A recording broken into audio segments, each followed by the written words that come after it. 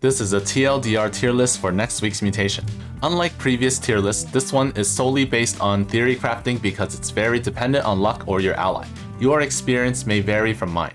As such, the tiers are pretty general, but I'm still gonna make this list so you guys can get a general idea of where I think each commander stands in next week's mutation. Since this is Wheel of Misfortune, there's gonna be a lot of theory crafting, since I didn't actually play this with a lot of commanders. But anyways, in addition to the usual mutator resistance, we're gonna have to take into consideration the map. So the map itself, and on this map, there are a lot of narrow paths, so environmental mutators are quite strong. Fighting at home is another thing, so a lot of commanders, they can fight at home while having a small army out. The smaller army you have, the easier it is to navigate through small paths. And also mobility, so that if you're in the middle of an enemy base, you can teleport back to deal with an attack wave or something like that. So let's get started. And we're going to start with Mengsk. This will be quite similar to the previous Wheel of Misfortune. Mengsk is, of course, at the top. He can ESO the enemies' bases from the middle, most areas. So once you clear out most of the enemies, you just need a small army to finish off the rest. He can deal with most mutators. I don't think there's any specific mutator that really hoses him, except like Slim Pickings, which hoses everybody.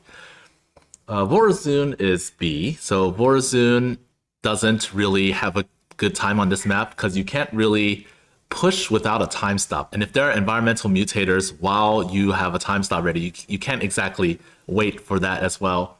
Black Death really hoses Vorazun as well, super badly. And Propagator's not the best either. So there are quite a lot of mutators that make life difficult for her.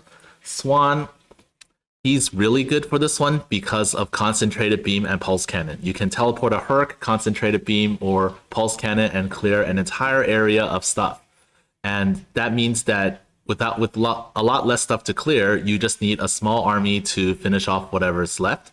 He doesn't really have a problem with any of the mutators except maybe... No, actually.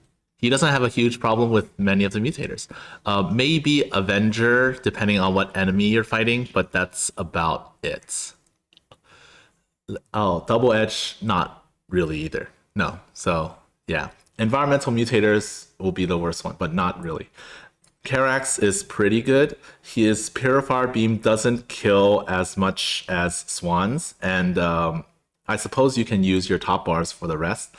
It's not as easy as Swan, and yeah, so he doesn't get hosed by a lot of mutators. He can survive a lot just from sitting at home, so he's pretty good. I'm gonna keep him in A, just like last time. Stukov is B. So his P3 makes a lot of things trivial. So like Black Death doesn't matter, Double Edge doesn't matter. But at the same time, Transmutation instantly makes him bad. So if you didn't choose P1 and you chose P3, just having Transmutation makes him so much worse. And then if you choose P1, then you have to care about environmental mutators. With P3, you still have to care, but a little less since the losses aren't as impactful. But overall, he's not really mutator resistant, and having to go through narrow paths if there are environmental mutators is pretty crappy. Nova is really good. Nova with P3, you can just nuke everything, and all your units basically stay at home. So Nova herself plus cooldowns can pretty much destroy an entire base, and all your money, all your units are spent at home, so you don't really have to worry about losses. Dehaka, really good. He's mutator resistant, plus on this map you send creeper host locusts to the bases and you basically siege them from afar and you clear everything, so you don't really care about what enemy comp or any environmental mutators. Not really that bad. Phoenix is pretty good. So his problem is that he needs a lot of units, and environmental mutators make it hard to move him out on the map. The good thing is that if you just use Caudalus Talus and you have a Conservator warping in units, that should be enough. And he doesn't care too much about losses because his units are more or less sacrificial. So Black Death isn't a big deal for him. So yeah, he's pretty good against most enemy comps and most mutators.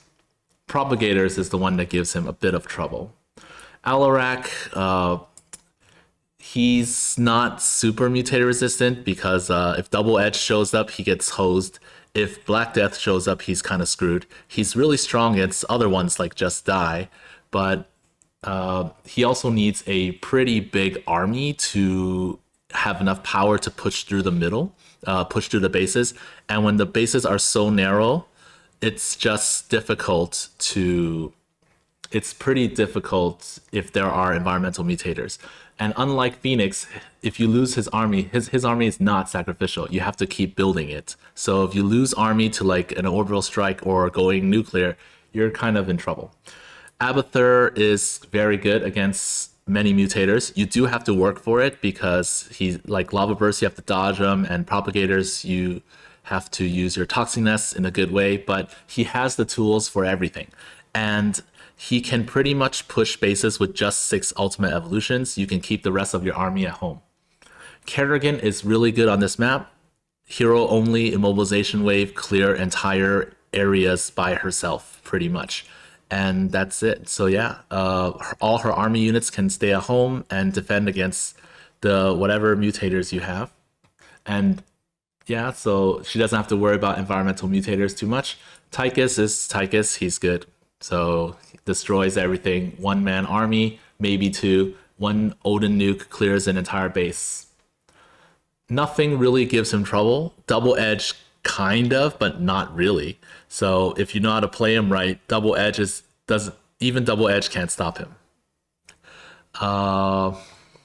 Raynor is not very mutator resistant, so unfortunately he's down here. He doesn't have a good way to clear the bases if there are environmental mutators, and if there aren't, he still has to build up a pretty big army before he can do a lot of damage. So it's kind of stuck for a while. Hana Horner in a similar situation, except I put the Hana Horner in B because strike fighters are good. So as long as you keep using your strike fighters on the ground enemies, you don't have that many enemies to fight you, and you just shoot down all the enemies that can fight air, and then your battle cruisers or wraiths can take care of the rest. Of course, you have to be careful not to lose them, and they also get hosed by a lot of mutators. So, like Black Death on your Horner units, you're screwed. Transmutation can be problematic if there are too many Han units, but Strike Fighters, their best assets. Zeratul cannons are good. You can trap the artifact on this map and teleport cannons, so no problem against pretty much every mutator. Artanis is not very mutator resistant. He also doesn't have a good way to deal to push into bases. Solar Bombardment is alright, but it only comes up every 5 minutes, and you need to save your Unbound Fanatics for a lot of these attack waves, which he's not really good against. Stetmann is he's 1-man army, so yeah. His biggest issue is Propagators. Everything else does not pose any problems. Even Double Edge, not so much. But the fact that he is so good against everything else, he puts him in S despite the possibility of Propagators. So Propagators also, he's not like instantly dead. You just have to be more careful about where you put your Statolites earlier on. That's it. So just place them in places where you can reach. You can't really clear the map. Yeah. Zagara, I'll put Zagara in A because she's good against most mutators, but she doesn't have much in terms of like army for defense. Transmutation can be a problem, not too much. Overall, I think she's fine against most mutators, but her hero unit, like 1 unit army, she doesn't have a call down that like clears an entire area. She has to slowly push through areas, which can be difficult. So that's why she's only in A. That's it for this tier list. You can extrapolate this info to your duel runs. Good luck with the mutation.